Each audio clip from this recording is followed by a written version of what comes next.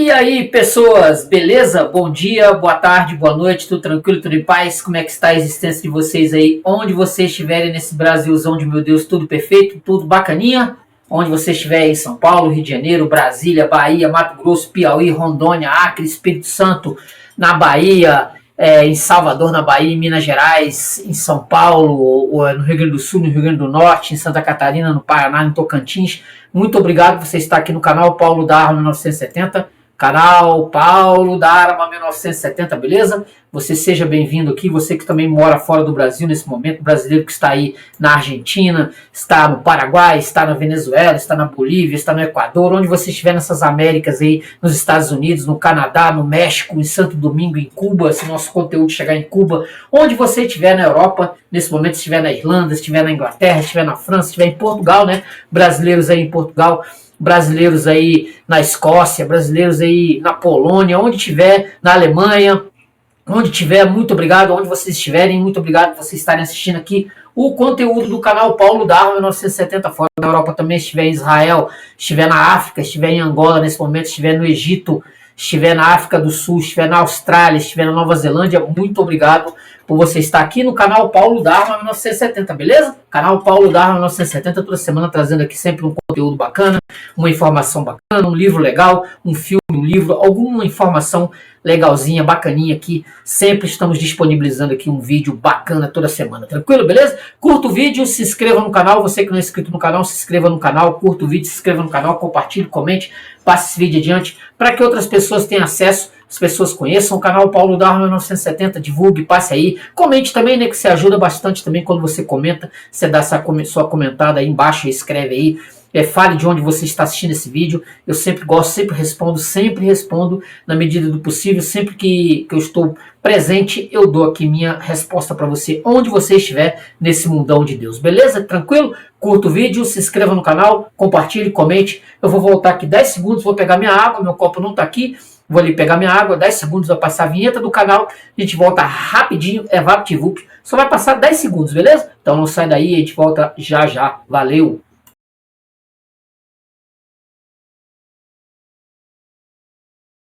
E aí, pessoas, voltei, beleza? Tomar aqui minha água, a água com um copo aqui do personagem do livro que eu vou falar hoje aqui um pouquinho. Seguinte, tô com um livro aqui interessante, mas antes de pegar o livro, só fazer um adendo aqui, né, que eu tava pensando aqui agora, que por conta desse livro, esse livro que eu vou fazer a resenha aqui, falar sobre ele, é interessante eu lembrar sempre que esse ano eu estou bastante empenhado em fazer umas releituras de alguns livros. E foi por conta de uma releitura, de uma leitura e outras releituras, eu acabei chegando no livro que eu vou fazer a resenha, falar um pouquinho aqui hoje. Inclusive, vocês já devem ter aí no canal, já assistiram esse vídeo do livro da resenha, do livro do Robert Carter, Armada, esse livro aqui. Tá vendo? Por conta desse livro aqui, eu comecei a ler, tô quase concluindo, né, o Shogun, aqui, ó, esse livro aqui, semana que vem vai estar aqui no canal do James Clavell, a resenha, que é uma releitura. Eu li o Shogun lá nos anos 90, tô relendo agora, terminando, tô aqui na metade do livro, provavelmente semana que vem eu devo estar com a resenha aqui pronta no canal, e por conta dessa releitura, eu acabei pegando de novo, né, este livro aqui do James Shapiro, 1599, Um Ano na Vida de William Shakespeare, esse livro aqui, que eu vou falar um pouquinho sobre ele. E, inclusive, né, é interessante você ver como é que essa questão de você pegar um livro puxando o outro. Eu tenho esse livro há mais de 15 anos, eu li ele por volta de 2014, do James Shapiro, né, vou até botar a foto dele aqui. Esse aqui, ó, o James Shapiro, que é um grande professor, né, de Shakespeare, um grande professor shakespeariano, nova-iorquino, e ele escreveu isso aqui, publicou isso aqui por volta de 2005. Eu tenho esse livro aqui desde 2010, já ele aqui, ó, James Shapiro. Eu busquei, né, eu tava lendo exatamente o Armada, e o Armada fala bastante do período desse livro aqui, que é justamente 1599, 1600, a Rainha Elizabeth. E aí a Rainha Elizabeth I, aí eu resolvi pegar este livro e dar uma relida, né? Vou até botar a capa da edição da edição norte-americana, da edição dele mais antiga, para vocês, se vocês quiserem, esse aqui, ó, justamente esse aqui, que é a edição norte-americana do livro, tá vendo? Ó, William Shakespeare, Um Ano na Vida de William Shakespeare, esta edição aqui, vou deixar aqui a capa dele aqui, para vocês verem, né? Olha que bacana, olha aí que bacana. E eu comecei a reler esse Um Ano na Vida de William Shakespeare para buscar algumas informações sobre o Armada, né, que é justamente passando lá no ano de 1588 da tentativa de invasão espanhola da Inglaterra em 1588, também um pouquinho sobre a Rainha Elizabeth, essa coisa toda. E aí eu acabei voltando para esse Um Ano na Vida de William Shakespeare, que eu li isso, como eu falei, por volta de 2014. E aí, ó, a foto do James Shapiro, né, interessante. Vocês veem como isso costuma acontecer, né? Às vezes eu não tô com muita vontade de pegar um livro que eu já li, um livro mais antigo, etc. Mas esse aqui foi justamente por conta desse Armada que eu acabei fazendo algumas outras releituras. Esse Um Ano na Vida do Shakespeare, do James Shapiro, é um livro interessante, né? O livro vai reconstruir o ano de 1599, considerado um dos mais importantes na vida de William Shakespeare. A proposta central do livro: mostrar como o contexto histórico, político e cultural influenciou diretamente as obras de Shakespeare. Não é apenas uma biografia, é uma análise da relação entre arte e época histórica. Você vai ter aqui nesse... É interessante, você vai ter nesse livro aqui um contexto que ele vai pegar o ano todo de 1599. Nós vamos ter a figura central do Shakespeare, mas aí nós vamos ter outros acontecimentos também que aconteceram, que deram, mesmo que fossem para trás, vamos ter alguma biografia do Shakespeare, vamos ter algum aspecto biográfico do Shakespeare, vai falar de algumas peças aqui, ele vai dar destaque justamente na Henrique IV, ele vai pegar Henrique IV, aqui ó, essa peça extraordinária que tem o Falstaff, falar um pouco do Falstaff, vai falar bastante do Como Gostais, que foi escrita justamente em 1599 e encenada também, Como Gostais, também vai falar. O Hamlet, a gente vai até que fazer uma leitura aqui um pouquinho da análise que ele faz sobre Hamlet também. Vai falar também do Henrique V, que também foi uma peça que foi escrita e encenada em 1599, Henrique V, aqui com Laurence Olivier, né, o filme, tá vendo? Aqui o Hamlet também, o filme. Vai falar também bastante sobre as 4 horas, né, a peça mais longa de Shakespeare, de 4 horas, que praticamente é pouquíssimo encenada, pode dizer assim, nas 4 horas, na íntegra.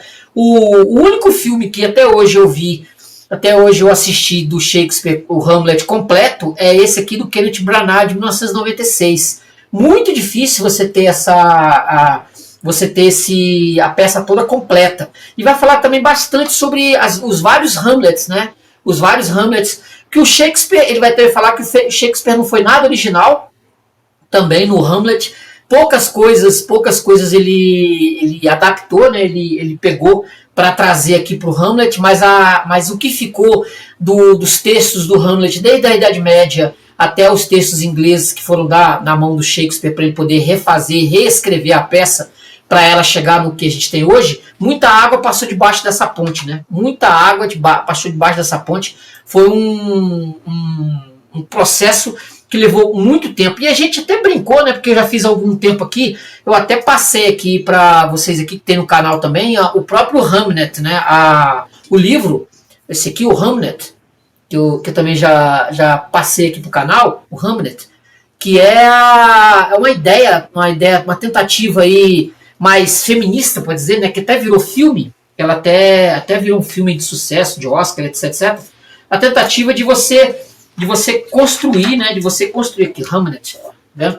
De você construir uma ideia biográfica do Shakespeare, aqui, ó, Hamlet, que virou filme, eu fiz a resenha desse livro aqui, uma tentativa de reescrever a própria história do Shakespeare por meio da esposa, né, da Anna Hathaway, e da morte do filho Hamlet, que vai fazer com que o Shakespeare vá escrever o Hamlet. Mas isso é totalmente ficcional, isso que não tem nenhuma nenhuma veracidade, nada, zero. É só uma tentativa da mulher, da Maggie O'Farrell, de colocar assim a peça shakespeariana, né, o Hamlet, por meio do olhar feminino, né? Isso eu fiz um vídeo aí atrás, dá uma procurada, vocês fiz aí na época da estreia do filme, etc, você tava passando filme, sei lá, eu fiz, dá uma procurada, que tá bem legal, tá bem legal. Aí essas tentativas ao longo do tempo, de você construir biografias, de você tentar descobrir o homem, né, o homem Shakespeare, quem foi esse Shakespeare, vários filmes, vários livros, livros e mais livros, biografias e mais biografias, para tentar desvendar biograficamente quem foi esse sujeito que escreveu algo extraordinário como Hamlet. Uma peça extraordinária, de fundo extraordinário. Quem foi esse homem? E aí, de tempos em tempos, nós temos aí essas construções que são feitas, né? Que não chegam porque o Shakespeare é uma figura muito pouco afeita a falar de si próprio. A não ser que você vai esmiuçar, que você vai abrir as peças dele para tentar descobrir ali por trás no texto onde é que está ali o Shakespeare. Várias tentativas, né? O Bill Bryson, que eu também já fiz, né? O Mundo é um Palco, também tem aqui no canal. Bill Bryson, dá uma olhada, isso aqui é uma biografia de Shakespeare mesmo, tá? Bill Bryson, que é uma tentativa de você descobrir quem foi esse homem, né? Quem foi esse homem que escreveu essas peças todas, que escreveu essas maravilhas que nós temos aí, que virou literatura também, né? Shakespeare virou literatura. Então é isso. Nós temos um processo aí de muitos anos, que está sendo aí colocada e recolocada o tempo todo. Os temas principais aqui desse livro, né? Inglaterra em crise, temos o contexto histórico. O ano de 1599 é marcado por guerra na Irlanda, tensões políticas internas, medo de traição e instabilidade. Há um clima de insegurança, vigilância e espionagem. A própria rainha Elizabeth, a insensada rainha Elizabeth, aqui, ó, Elizabeth I, ela é conhecida como a rainha virgem, né? A rainha virgem. Houve tentativas aí das pessoas que estavam à volta dela de arrumar um consorte para ela, um homem que casasse com ela e deixasse um herdeiro, né? O herdeiro. Vai acabar acontecendo que ela, durante a monarquia, durante o reinado dela entre 1558 e o falecimento dela em 1603, ela não deixou o herdeiro, aí acaba terminando, né, os Tudors lá do Henrique VIII e tal, acaba sendo concluído isso, e o rei James vai acabar sucedendo ela, que era o rei escocês, vai acabar sucedendo ela a partir de 1603. Aí tem as disputas com o Conde Essex, essa figura que está aqui, ó, esse sujeito que o Shakespeare vai colocar em pílulas através de muitas peças dele, como Henrique VIII, Eduardo II, várias peças do Shakespeare. Ele vai colocar figuras, vai falar sobre essas figuras por meio das peças, fazendo uma clivagem com o passado. E o Shakespeare, sabendo que a Inglaterra está passando por gravíssimos problemas, teve lá, como eu falei, a tentativa da invasão espanhola em 1588, censura pra caramba, muita censura, muita perseguição, muitas mortes, né? O próprio esse Essex, que era um dos preferidos da rainha, ele tentou várias vezes desestabilizar o governo da rainha. Teve a Maria Stuart, também a rainha católica, também nesse período, que também ficou presa durante bastante tempo. Nesse processo todo, o Essex vai acabar tentando dar um golpe em 1602, 1603, e ele vai acabar tendo a cabeça dele cortada. Isso porque ele era um dos favoritos da própria rainha Elizabeth. Isso o James Shapiro vai falar aqui nesse livro. Ele vai dar um histórico, ele vai dar o para trás, vai dar o processo de 1599, todo o ano de 1599 ele vai falar. Aqui a Shakespeare & Company. Ele vai falar de todo o ano. Ele vai abrir o livro destacando o inverno. Ele vai pegar aqui inverno. Aí vai falar, né, uma batalha de vontades, um grande golpe na Irlanda, funeral em Westminster, um sermão em Richmond, bando de irmãos. Aí vai ter a primavera, nasce o Globe, o teatro, queima de livros, vai ter queima de livros no período da rainha Elizabeth I. Hoje é feriado, porque as datas, tem um processo aqui interessante que nas datas inglesas, como havia uma guerra desde 1517, quando aconteceu a Revolução Protestante, a Reforma Protestante em 1517 com Martim Lutero, e depois o Henrique VIII ele vai estabelecer o anglicanismo, né, a partir da Reforma Protestante. A Inglaterra ela vai passar de 1517 até 1603 com a Rainha Elizabeth, essas lutas internas com relação ao próprio cristianismo, ao catolicismo e o protestantismo. No próprio Shogun, que eu vou fazer o vídeo, essa guerra de fundo religioso católico e protestante, ela vai chegar até o Japão. Eu vou falar bastante sobre isso aqui, estou terminando, né? Vou falar bastante sobre isso aqui, como esse fundo religioso, como esse fundo cristão entre católicos e protestantes, na Holanda, na França, na Irlanda, na Escócia, tudo isso vai reverberar numa guerra de fundo religioso, e a Inglaterra vai passar aí esse período praticamente oscilando entre o catolicismo e o protestantismo. Se você as datas, aqui quando vai falar aqui, né, hoje feriado, vai ter um problema aqui brabo que tinha os feriados de fundo religioso. A Elizabeth I, ela vai suspender esses feriados de fundo religioso, católico principalmente, ela vai suspender isso, dia de São Jorge, 23 de abril, que foi a data de nascimento do próprio Shakespeare. Ela vai suspender essas datas de feriado religioso. Vai haver uma guerra constante, uma tentativa dos católicos de restaurar restaurar o catolicismo e derrubar a Rainha Elizabeth nesse período. Ela vai viver aí esse processo entre 1558 até a morte dela em 1603. E o Shapiro vai falar sobre isso.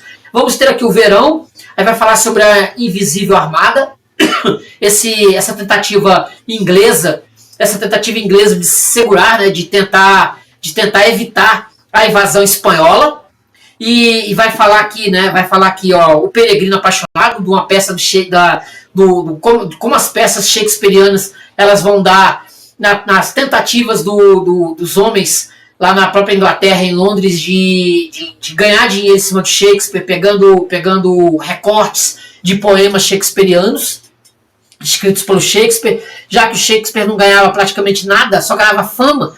Aí os caras pegavam as peças shakespearianas, destacavam poemas do próprio Shakespeare e publicavam, né, e ganhavam dinheiro com isso.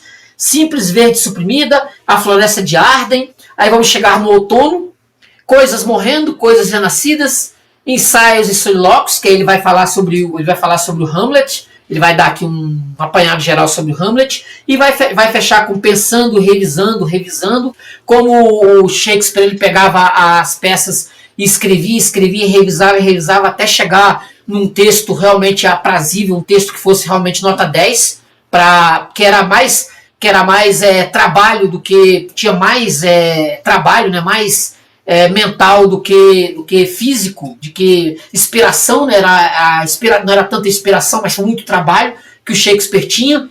E também pegar tudo que havia ao redor dele, tudo que ele via, tudo que ele enxergava ao redor dele, ele transformava, ele colocava nos textos, como eu disse. Mas você pode aí considerar, o Shapiro ele vai entrar nessa ideia, né, o próprio Shakespeare aqui, ó, um desenho, num quadro que as pessoas do Ben Jonson, tá aqui do lado, as pessoas não consideram tanto, né, dizem que esse Shakespeare aqui não é o Shakespeare original, mas tudo bem.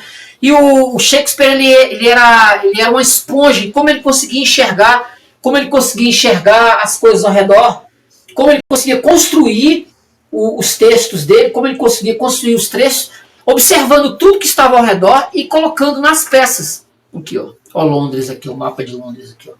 Entendeu? Essa era isso que nós consideramos hoje genialidade, né? A genialidade acima de todos os que estavam ao redor dele ali. Como ele via como ele conseguia colocar isso de forma que para nós, observando de longe, parece fácil, né? Parece fácil. A cultura, espionagem e paranoia. O texto vai mostrar que havia vigilância constante, cartas podiam ser interceptadas, o medo de traição, né? O silêncio era uma forma de proteção. A ideia central, viver na Inglaterra era viver sob suspeita. A Elizabeth ela era absolutista. A Elizabeth I ela é completamente absolutista, então ela não aceitava críticas de forma alguma. E havia um processo ali de suspeição. O próprio Essex, que eu falei aqui, que era um conspirador, mas ao mesmo tempo ele era, assim, podia dizer que ele era apaixonado por Elizabeth, queria se casar com ela, para ele virar rei, né? E o Shakespeare vai observar isso também, e vai colocar também nas peças dele, né? Guerra e ansiedade social. A campanha militar na Irlanda gera medo, expectativa, previsões pessimistas, inclusive com o uso de astrologia para prever o futuro. A própria Elizabeth também, mesmo sendo cristã, ela usava de astrologia. O John Dee, né, a figura do John Dee, que era um mago, ela tinha um mago particular para fazer previsões para ela, fazer previsões que dessem satisfação para ela. Teatro como reflexo da realidade. As peças de Shakespeare não são isoladas. Elas respondem diretamente ao momento histórico. Exemplo, guerras. Guerras nas peças falam sobre o poder. Dessas peças falam sobre poder e conflito. Instabilidade. São os temas de traição e ambição. Tudo que estava, né, ao redor, ele, como esponja, ele absorvia isso e colocava nas peças. Só que tendo um cuidado interessante que isso não reverberasse de tal forma que ele fosse acusado de traição. Shakespeare como intérprete de seu tempo. O texto vai destacar, né? Shakespeare não apenas escrevia, ele interpretava a realidade à sua volta. Ele captava emoções coletivas, transformava tudo isso em arte.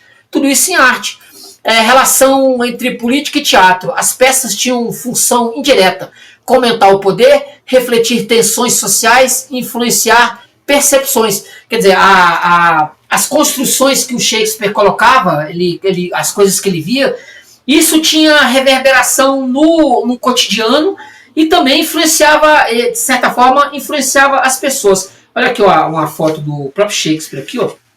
Olha só aqui, ó. No próprio prefácio que o Shapiro vai colocar, ó.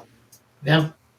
Isso aqui é uma das imagens mais conhecidas do Shakespeare, né, que posso dizer, né? Olha só um pedacinho do texto aqui para vocês terem ideia, olha só. Que o Shapiro coloca. Para Shakespeare e seus companheiros de Chamberlain's Man, 1597 e 1598 não foram os melhores anos de suas vidas. Além do problema no Theatre e no Blackfriars, eles tiveram que lidar com a morte de James Burbage e de seu patrono Henry Carey, o camareiro mor do reino, a quem sucedeu seu filho George Carey, primeiro como patrono e depois como camareiro mor.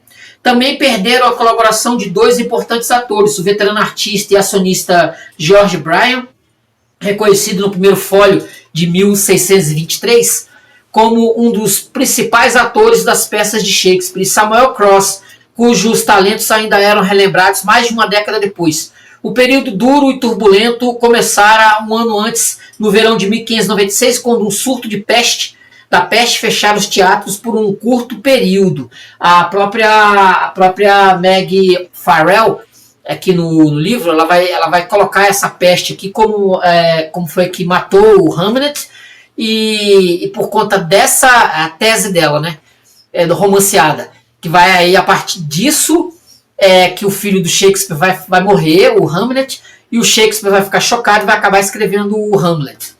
Fictício, né, isso, né? Para ganhar dinheiro, Shakespeare e seus colegas atores abandonaram Londres e pegaram a estrada, excursionando pelo sudoeste da Inglaterra e se apresentando diante de plateias provincianas, com paradas registradas em Faversham, Dover e Bath. Para Shakespeare, esse período traria notícias terríveis. Aí, ó, tá vendo? Ó?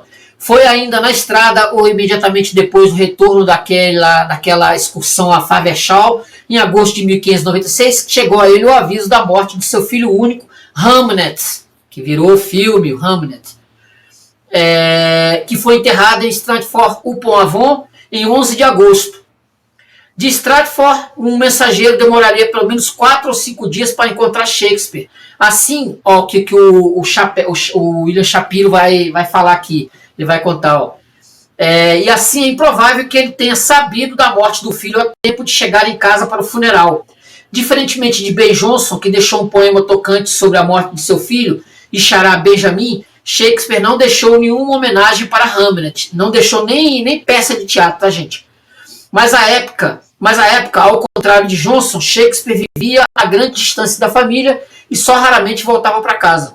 Hamlet e sua irmã gêmea Judith, nascidos 2 anos depois de sua irmã mais velha Susana, foram batizados em 5 de fevereiro de 1585. No final dos anos 1580, Shakespeare deixou a mulher e os 3 filhos pequenos em Stratford para tentar sorte em Londres. Ele provavelmente mal conhecia o filho, mas isso não significa que não tenha sentido profundamente a perda. E esse evento pode até ter influenciado a queda de sua produção no ano seguinte. Simplesmente não sabemos. Então, o que está lá no Hamlet é completamente fictício, tá, gente? É completamente fictício.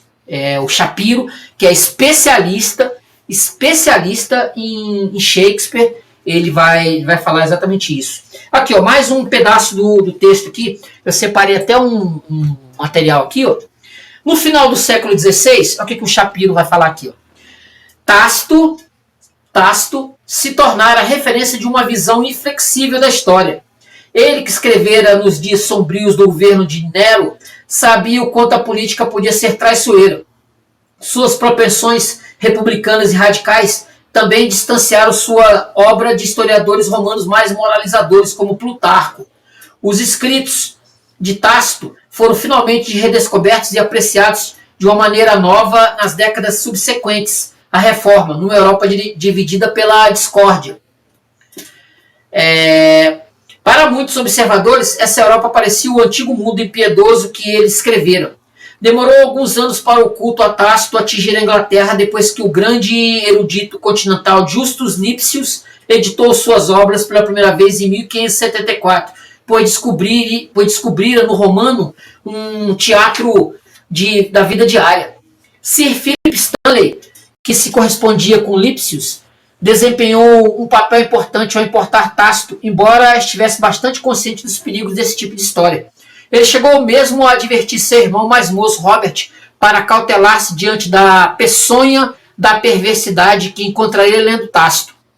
O mesmo Sir Philip encaminhou seu irmão a Henry Saville, um classicista de Oxford e secretário de latim, para a rainha, que publicou a primeira versão dos escritos de Tácito em inglês, em 1591.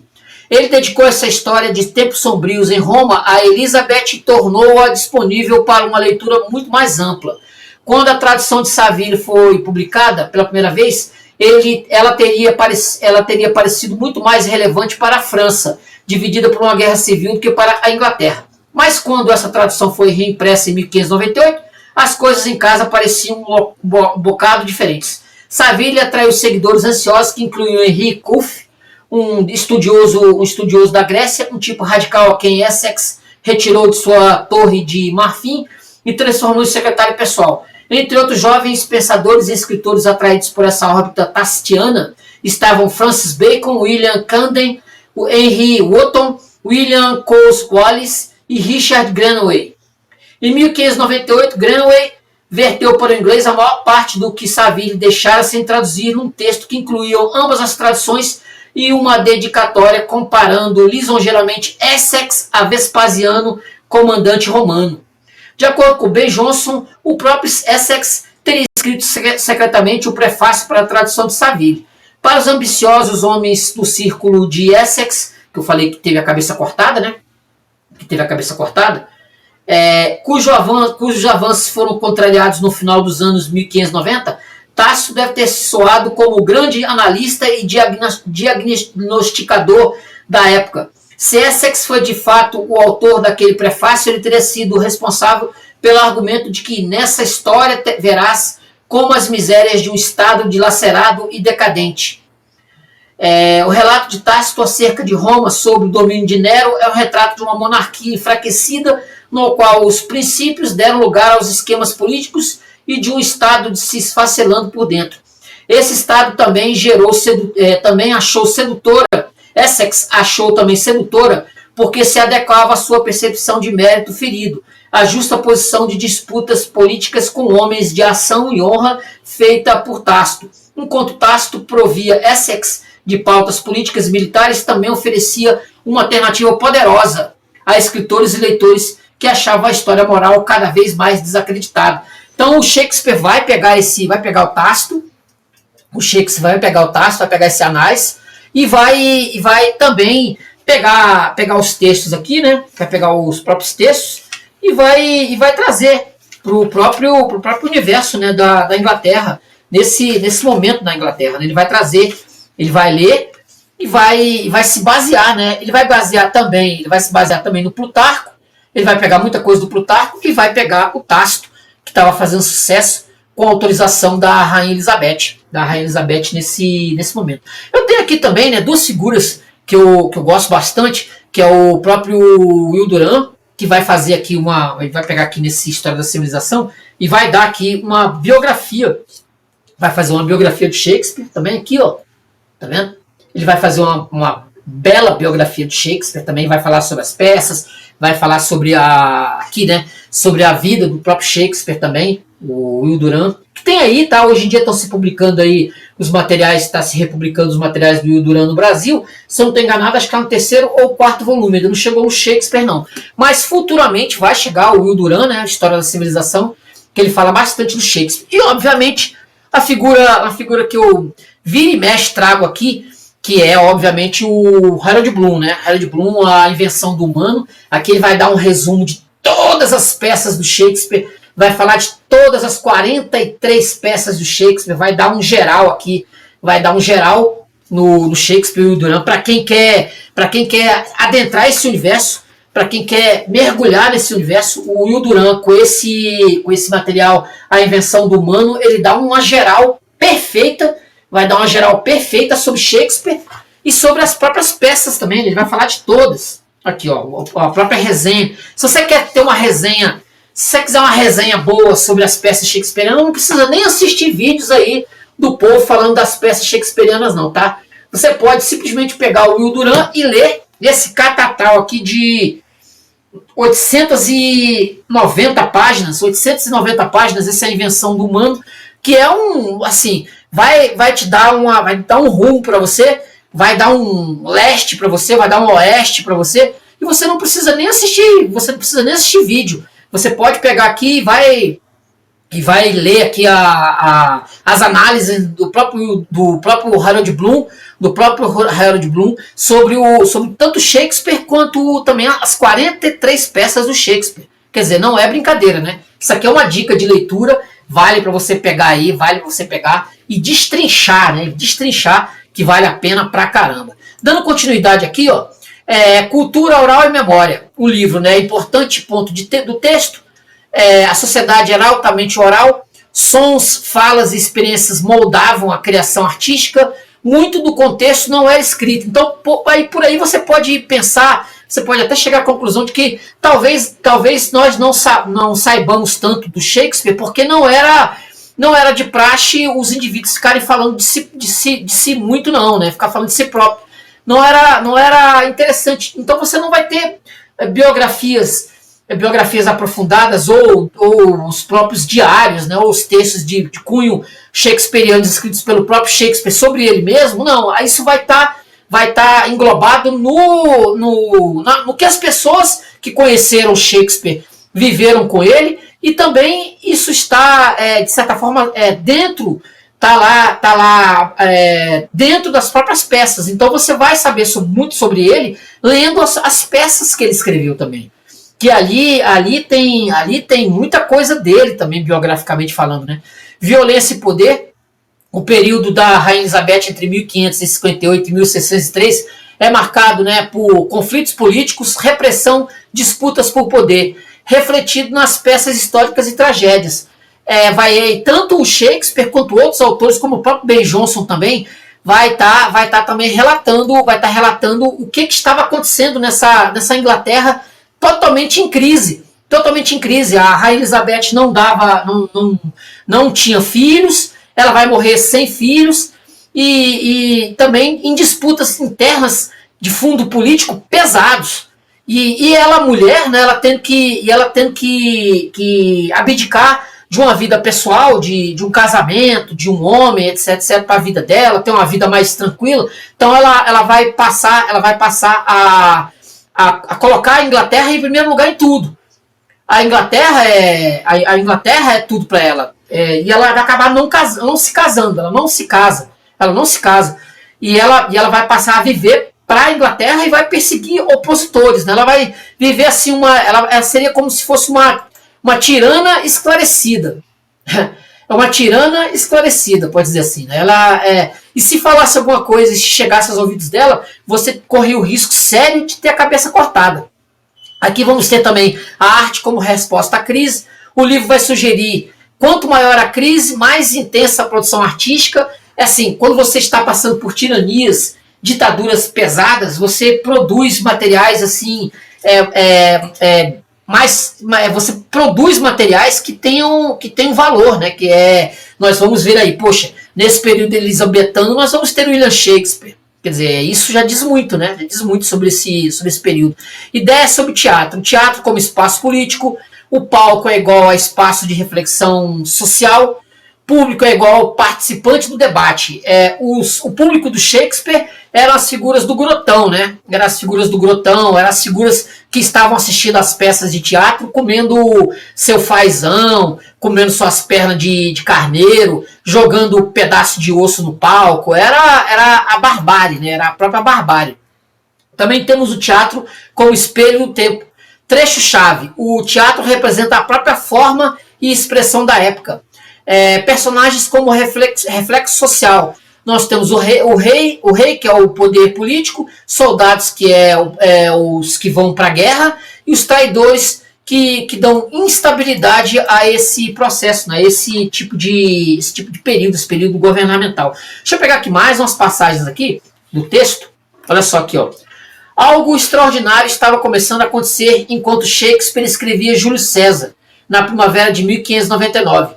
Os vários elementos da política, do caráter, do estado interior e dos eventos contemporâneos e até suas próprias reflexões sobre o ato de escrever começaram a impregnar uns aos outros. Não obstante as longas orações fúnebres de Bruto e de Antônio, Shakespeare estava escrevendo num estilo excepcionalmente frugal e concentrado. Entre as mudanças, as 2.500 linhas da peça são quase todas em versos. E ela era 800 versos mais curta que Henrique V. É como se sua energia estivesse conscientemente focada num tipo novo e diferente de invenção. Embora Shakespeare não pudesse resistir a introduzir palavras novas, ele o fez com menos frequência aqui do que em qualquer outra de suas peças. Embora devamos agradecer a Júlio César pela primeira vez a aparição registrada de Gustai, tempestuoso, Tidden, repreendido, Uncorched, recomposto, insofreável, misgiving, apreensão e honeyless, sem mel, não doce. Em contraste com todas as inconsistências e reconsiderações que caracterizaram a escrita de Henrique V, a organizada e aperfeiçoada Júlio César parece que foi escrita sem interrupção em poucas semanas. Quer dizer, o Shakespeare estava aí no auge, né? Ele estava botando para quebrar, estava no auge, e ele vai produzir um negócio realmente extraordinário. Se você não assistiu, se você não pegou, né? Se você não pegou o próprio Júlio César, assista, que vale a pena. Tem também filmes aí tem bastante material. E também, se você puder algum dia, assista, se você ouvir alguma encenação por aí da peça em algum teatro, assista, que vale muito a pena. E leia também o texto, né, que vale muito a pena. Interpretação profunda do documento. O texto defende que Shakespeare conseguiu algo raro, compreender seu tempo profundamente e transformar essa compreensão em arte universal. Ideia central mais profunda. A grande arte nasce quando o artista capta as tensões invisíveis de sua época. Ele vai pegar aquilo, como eu disse, ele vai pegar tudo aquilo que estava ao redor dele e vai construir, né? Vai construir Ele vai pegar, como eu tinha falado aí do próprio Júlio César, e vai transformar, vai levar a Roma para a própria Inglaterra de 1599. Quer dizer, ele vai trazer assim de forma extraordinária essa Inglaterra. Ele vai fazer como se fosse a Roma, a Inglaterra de 1599 com a própria rainha Elizabeth. Mais uma passagem aqui do texto. Ó. Sabemos muito pouco sobre como Shakespeare trabalhava, onde ele gostava de escrever, o quanto ele revisava, o que lhe era difícil, o que lhe era fácil. Toda a evidência que temos a respeito é de suas peças e poemas. E uma das poucas cenas em que Shakespeare descreve o ato de escrever, em Lucrécia, inclui uma parcela saudável de rasurar, um fluxo urgente de pensamentos que tentam forçar a chegada ao mesmo tempo e uma insistência implacável de fazê-lo com perfeição. Isso pode ser o mais próximo que consigamos chegar do processo de escrita de Shakespeare. Um retrato do artista trabalhando, o will autobiográfico em guerra com a inteligência, o espírito, a graça, a agudeza, tentando controlar a grandiosa premência das ideias. Aqui está Lucrécia enquanto se prepara para escrever, aqui no texto. Ó. Primeiro, planando sobre o papel com sua pena, desprezo e aflição, um combate acirrado lutam. O que a verve põe arriscado com vontade, isso é elegante demais, isso é rude e mal. Como uma multidão de gente diante de uma porta, suas ideias se amontoam, qual deve ir antes. Isso aqui é ele falando do próprio processo dele de construção da escrita. Continuando aqui, ó. O que Shakespeare descreve nesses versos não é tanto sobre escrever, mas sim sobre revisar. Isso combina com o que sabemos a respeito de como ele costumava trabalhar, que era trabalhar repetidamente sobre as mesmas histórias em vez de inventar outras. Um olhar de relance sobre as peças que ele escreveu até 1599 confirma isso. A peça que ele estava escrevendo naquele momento, Como Gostais, remodela a história da popular Rosalinda, de Thomas Lodge. Shakespeare tinha um dom para ler ou ouvir algo, intuir e depois revelar seu potencial irrealizado. Para ele, não devia ser fácil resistir ao impulso de aprimorar as coisas enquanto as lia ou representava a obra de outro escritor. Ele hoje seria considerado um plagiador, né? Ele pegava os materiais, ele pegava os textos, todos os textos que ele via do passado, ele pegava, como eu falei, o próprio Plutarco, o Tácito e tantos outros, e reescrevia, e pegava esses textos e reescrevia, né? Ele tinha essa manha, tinha essa moral. Olha só o que ele está falando aqui. Olha só o que ele está falando aqui, o James Shapiro, de uma peça shakespeariana que ela está perdida, ela não existe hoje. Eu até tenho o livro do Roger Chartier, Cardenio entre Cervantes e Shakespeare, História de uma Peça Perdida, essa aqui, ó, que um dia eu ainda vou reler isso aqui e vou trazer para o canal esse material aqui, que é falando sobre essa peça shakespeariana perdida. Que aqui o autor, aqui, o Roger Chartier, não dá muito pro Shakespeare não, tá? Não dá muito pro Shakespeare não, mas o Shapiro coloca aqui, olha só aqui, ó. Se Cardenio, uma peça tardia escrita em colaboração, tivesse sobrevivido, escrita por volta de 1612 e encenada logo depois da corte, provavelmente teríamos uma percepção maior desse desencanto, porque a peça certamente tirou sua trama da história de Cardenio e Lucinda, em Don Quixote, a obra magistral de Cervantes sobre o Cavaleiro Andante, recentemente traduzida para o inglês. Shakespeare continuaria a escrever sobre heróis como Otelo, Antônio e Coriolano, embora cada uma dessas figuras trágicas acabe esmagada por um mundo muito pequeno para acomodar sua grandeza heróica. Coriolano oferece a mais elegante expressão disso quando volta as costas para Roma e declara: existe o mundo em outros lugares. 3.3. O final punitivo de Coriolano lhe mostra o quão errado ele estava. E tem essa peça, né, como eu falei, Cardenio, essa peça do Shakespeare. Aí o nosso James Shapiro vai falar do Hamlet aqui. Ó. Eu vou dar algumas pinceladas aqui sobre o Hamlet. Olha aqui, Hamlet, nascida na encruzilhada da morte da cavalaria e do nascimento da globalização, é peça marcada por essas forças, mas diferente da cáustica Troilo e Cressida, não deformada por elas. Embora essas forças lancem uma sombra sobre a peça, certamente transmite suas reflexões sobre a possibilidade da ação heróica. Elas também reforçam a nostalgia da peça. Existe um sentido em Hamlet, não menos que em toda a cultura em geral, de uma mudança confusa de um mundo que está morto, mas ainda não enterrado. Deixa eu pegar aqui, onde é que está minha... Deixa eu ver aqui. O fantasma do pai de Hamlet, que volta do purgatório na cena de abertura da peça, não somente evoca um passado católico perdido, como também é uma relíquia fantasmagórica de uma era cavaleirosa. A distância entre esse passado e presente é enfatizada pela aparência belicosa do fantasma. Ele entra vestido exatamente como estava quando ainda era jovem, derrotara seu rival norueguês no campo de batalhas. Abre aspas. Assim era a própria armadura que ele usava quando combateu a ambiciosa Noruega. Fecha aspas. Vemos o pai de Hamlet não como ele morreu, mas como ele combatera heroicamente 30 anos antes. Em 1599, essa indumentária era um anacronismo. Somente no aniversário da subida ao trono da rainha, os cavaleiros ainda usavam armadura, de outro modo enferrujadas.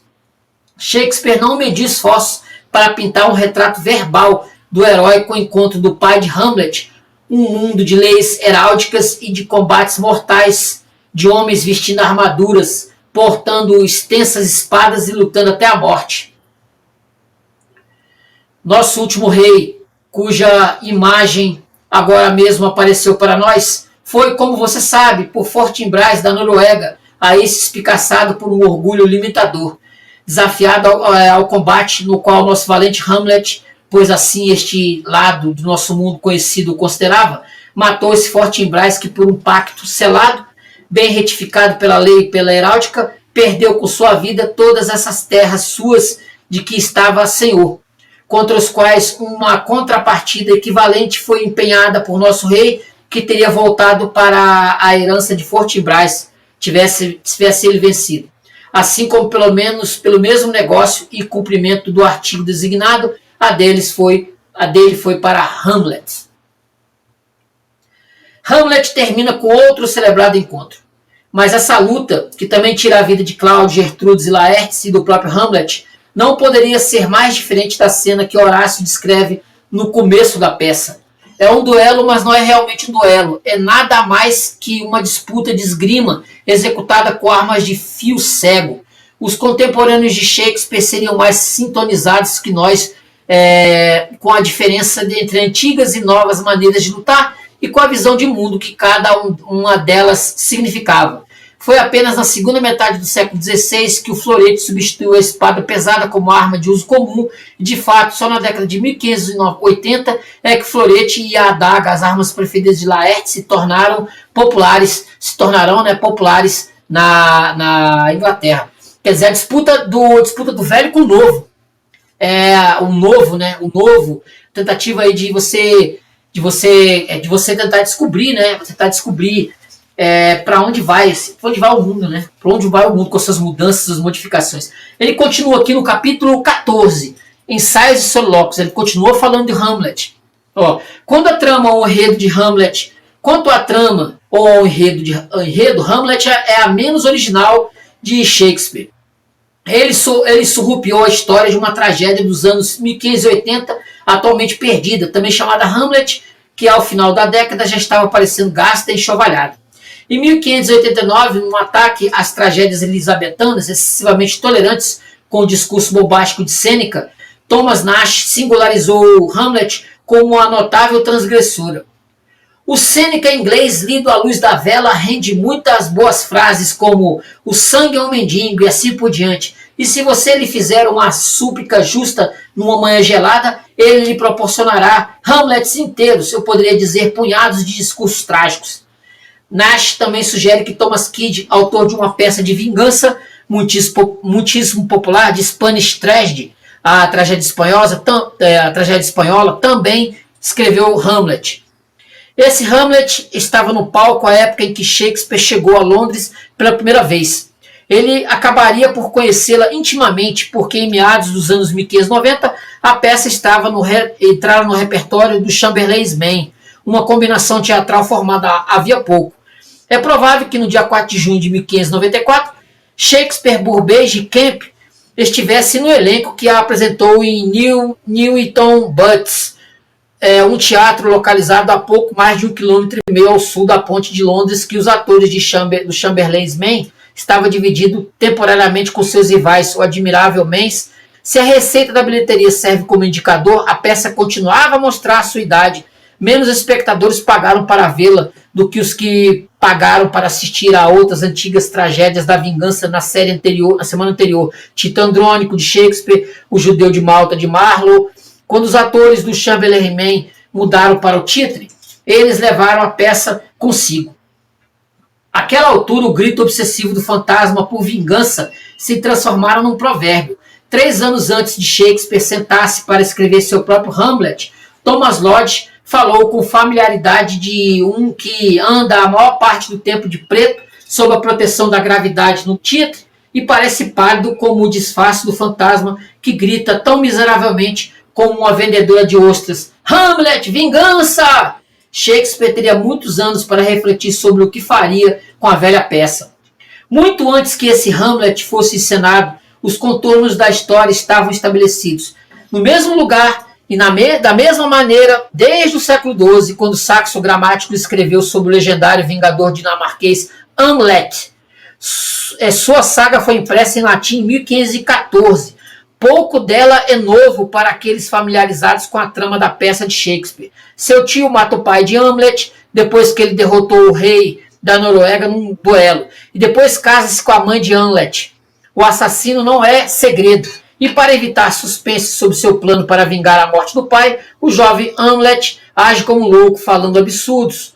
Uma bela jovem é enviada para descobrir suas interrupções. Mais tarde, enquanto fala com sua mãe nos aposentos dela, Hamlet é espionado pelo conselheiro do rei, a quem mata e desmembra. Seu tio, então, envia Hamlet e 2 guardas à Inglaterra com instruções para que seja sumariamente executado, mas Hamlet intercepta a correspondência e substitui seu nome pelos dos guardas. Quer dizer, tem nada aqui, né, que você já não saiba, que você conhece Hamlet, você não tenha visto, né? Ele pegou, ele vai dizer aqui exatamente por que existe essa diferença, né, brutal entre uma peça e outra. Na versão de Saxo Grammaticus, Hamlet sobrevive e é feito rei. Os códigos de honra e de vingança são claros, e Hamlet triunfa graças à sua paciência, inteligência e capacidade de agir decisivamente quando enxerga a oportunidade. Entre a história de Saxo e a velha peça de Hamlet, está uma narrativa francesa de François de Belleforest, a prolixa Histoire Tragique, Histórias Trágicas, publicadas pela primeira vez em 1570. Shakespeare pode não ter lido Saxo, mas era familiarizado com Belleforest, que acrescentara novos desdobramentos e manhas ao texto original. A mais notável é a mudança da parte da mãe de Hamlet. Em Belleforest, ela tem um romance com o cunhado antes que este mate seu marido. E depois ela converte a causa de Hamlet, esconde seu segredo e o apoia em seu esforço para recuperar o trono. Belleforest fala do Vingador como um jovem melancólico e sombrio. O fantasma, dentro da peça, a loucura fingida e a morte do herói, características familiares do drama de vingança do final dos anos 1580, foram todos introduzidos provavelmente pelo anônimo autor de Hamlet, Elisabetano Perdido. De todos os personagens, apenas Fortinbras, que ameaça invadir a Dinamarca no começo da peça e consegue chegar ao trono no final dela, é talvez uma invenção de Shakespeare. Você pode ver que realmente, né, tem nada, né? Existem muitas maneiras de ser original, o Shapiro falando, né? Inventar uma trama desde o começo é apenas uma delas. E isso nunca teve muito apelo para Shakespeare. Ao lado dos seus solilóquios, muito da criatividade de Shakespeare foi para a textura verbal da peça. Ao escrever Hamlet, Shakespeare se viu usando e inventando mais palavras que jamais fizeram anteriormente. Seu vocabulário, mesmo quando comparado àqueles de outros grandes dramaturgos, sempre foi excepcional. As cerca de 4.000 linhas da peça acabaram exigindo quase o mesmo número de palavras diferentes. Em benefício de uma comparação, o Dr. Fausto e o Judeu de Malta, de Marlowe usou em cada uma cerca de metade daquele número. Mesmo as 14.000 ou mais palavras diferentes ou compostas que Shakespeare já empregara em suas peças anteriores, no final de sua carreira, ele ainda chegaria a cerca de 18.000 acabaram se provando insuficientes. De acordo com Alfred Hart, que as contou cuidadosamente como Shakespeare introduziu cada palavra em suas obras, ele criou 600 palavras em Hamlet, as quais nunca usara antes. 2/3 delas ele jamais usaria novamente. Isso é um número extraordinário. Rei Lear, com 350, é a única que chega perto da enxuta Júlio César. Na enxuta de Júlio César aparecem somente 70 palavras nunca usadas anteriormente. Para as plateias da época, Hamlet não soava como nada que já tivessem ouvido antes, e por vezes pode ter sido difícil acompanhar, pois pelas contas de Hart, existem 170 palavras ou frases que ele cunhou ou empregou de novas maneiras enquanto escrevia a peça. Isso tudo para lembrar aqui no ano de 1599, tá? 1599, que o Shakespeare estava escrevendo Hamlet. Não são apenas as palavras escolhidas, mas também como ele as utilizou, o que faz com que a linguagem de Hamlet seja tão desafiadora. Shakespeare queria claramente que as plateias se esforçassem, e uma das maneiras que usou para isso foi empregar um bizarro truque verbal chamado bendíades. Embora o termo possa ser estranho, exemplos dele: law and order, lei ordem, house and home, casa e lar, ou shakespeariano sound and fury, som e fúria, são bastante familiares. As bendíades significam literalmente uma por duas, uma única ideia transmitida por meio de um par de palavras ligadas por um e. Quando combinadas dessa maneira, as palavras começam a oscilar, parecendo qualificar uma a outra tanto quanto o termo que cada uma delas modifica individualmente, seja quando ele exclama anjos e ministros da graça nos defendam. E ele vai explicando aqui como isso se dá, né? Como o Hamlet é um negócio assim fora da curva, é um texto absurdamente fora da curva, porque o Shakespeare criou algo absolutamente novo, e é muito dito por aí, muito falado, que o próprio Shakespeare, né, que o Shakespeare ele é o criador da própria língua inglesa moderna, entendeu? Não é brincadeira, né? Não é brincadeira. Olha que ele vai até na peça tá falando aqui, ó, que se lança para escrever uma linha vívida precisa soar, tais como as tuas são, e golpeia segundo fúria, sobre a biografia da musa, resolve a mesma, e é a ele mesmo como ela, que ele pensa em moldurar. Ou pela primeira coroa de louros ele pode receber um desprezo, pois um bom poeta é feitio, tanto quanto nascido, e assim era você. Quer dizer, ele vai falar, né? Ele vai contar, ele vai dar aqui uma geral, né, de como o Shakespeare colocava isso, como o Shakespeare conseguia colocar esse material, né, como ele conseguia escrever. Pontos fortes e pontos fracos um ano na vida, 1599, um ano na vida de William Shakespeare. Pontos fortes: integra história e literatura, explica o contexto das obras, mostra Shakespeare como pensador político. Limitações: forte foco histórico, que pode cansar, né, que não está muito feito, né, ao texto, as peças de Shakespeare, ao histórico, né, exige conhecimento prévio. É bom que você conheça o histórico também, é bom que você conheça as peças de Shakespeare, que você também tenha um conhecimento da própria Inglaterra também da época, é bom, né? Menos foco na vida pessoal direta, quer dizer, você não tem muita coisa sobre Shakespeare, então você vai ter que preencher esses vazios, né? O Shapiro até fala sobre isso aqui.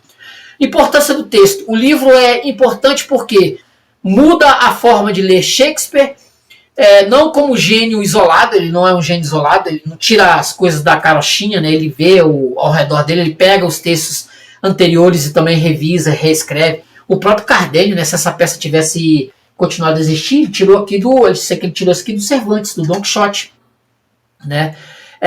Muda a forma de ler Shakespeare, não como gênio isolado, mas como produto de seu tempo. Para concluir, né, o livro mostra que Shakespeare não criou suas obras no vazio, ele respondeu a guerras, obras políticas, medos coletivos. Ele junta tudo isso nesse balaio e coloca na peça, coloca nas peças dele, coloca aquilo que era importante para ele querer escrever. E uma frase final, né, que a gente pudesse colocar aqui do livro: O livro revela que entender Shakespeare é entender o mundo turbulento em que ele viveu, que é anacronicamente, né? Você não pode trazer o Shakespeare muito para o nosso tempo, mas ele tem sua graça, né? Ele consegue fazer, ele consegue construir mesmo com dificuldades. Ele vai construir um processo longuíssimo, né? Um processo de peças teatrais que são a construção, como diz o Bloom, né, a construção do humano. Né? O livro vai revelar que entender Shakespeare é entender o mundo turbulento em que ele viveu. Se você tiver, né, um conhecimento sobre Shakespeare, sobre a vida dele, né, sobre as peças, também sobre as leituras da própria peça, das próprias peças dele, você vai ter, né,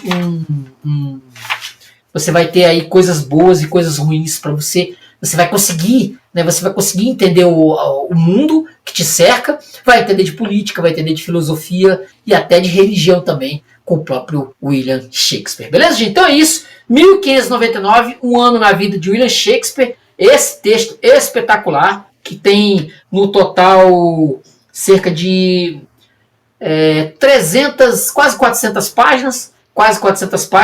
E traduzido para o Brasil, foi traduzido, deixa eu ver se eu tenho aqui o nome da pessoa que traduziu, deixa eu ver se tem aqui no livro, vou pegar aqui para vocês, porque é sempre bom dizer o nome do tradutor, né, o nome do tradutor que trouxe esse texto para o português. Deixa eu ver, mas eu não estou achando aqui, né, deixa eu ver se eu acho aqui, prefácio, tá difícil de achar aqui, ó, Londres aqui, ó, deixa eu mostrar aqui Londres, né, tô achando o nome do tradutor não, deixa eu ver se no finalzinho, deixa eu ver se dá aqui para ver bem, né? Sem reverberar, ó. Tá vendo? Aí vai ter o globo. Essa aqui é a Londres, o mapa de Londres na época que William Shakespeare viveu por lá. Deixa eu ver se eu acho aqui. Deixa eu ver se eu encontro. Olha aqui também, ó. Esse aqui da Shakespeare & Company. Quando eu estive na Shakespeare & Company, eu peguei essa frase, né? Do Oscar Wilde, né? Eu nunca saio sem meu diário. Ele é sempre a melhor coisa mais sensacional que ele tem para ler que se tem para ler num trem, né? Que se tem para ler num trem. Ele falou sobre o diário dele, que era a melhor coisa, né? Segundo Oscar Wilde, era o melhor material que ele tinha para ler, né? Para ler quando ele pegava um trem. Não está tendo o nome do tradutor aqui desse texto, não consigo encontrar. Mas fica assim, né? O tradutor, ele conseguiu fazer um belíssimo trabalho. Um trabalho de respeito, um trabalho de responsa aqui para esse material. Mas por incrível que pareça, a editora Planeta não colocou o nome do tradutor aqui desse Um Ano na Vida de William Shakespeare. Beleza, gente? Então é isso. Curta o vídeo, se inscreva no canal, compartilhe, comente. Hoje eu falei um pouquinho desse 1599, Um Ano na Vida de William Shakespeare, um material riquíssimo. É mais uma pedrinha, né? Mais um material interessante para a gente discutir, para a gente poder saber um pouco sobre o Shakespeare. Livro vencedor do Samuel Johnson de 2006, esse material, James Shapiro, Um Ano na Vida de William Shakespeare. Beleza, gente? Então é isso, curta o vídeo, se inscreva no canal, compartilhe, comente. Eu falei um pouquinho desse livro aqui, extraordinário, que vocês têm que ter e ler na sua casa. Valeu, gente, obrigadão, curta o vídeo, se inscreva no canal, compartilhe, comente, eu volto semana que vem, se Deus quiser. Valeu, gente, obrigadão, tchau.